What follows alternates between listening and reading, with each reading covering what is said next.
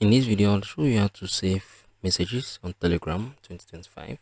Ensure you subscribe and turn on the bell notification to this channel for lots of educational guides and content like this. So I'm gonna use one of the channels for example. If you want to save messages on Telegram, what you're gonna do right now, you're gonna forward the messages to the saved. Now I'm gonna show you what we're gonna do, right? So I want to make it 5 messages. So for us to save this message, we're gonna click on the forward, right? You send it to saved messages. You can see this here, forward here to save. Every message you have forwarded here would appear as saved messages, right?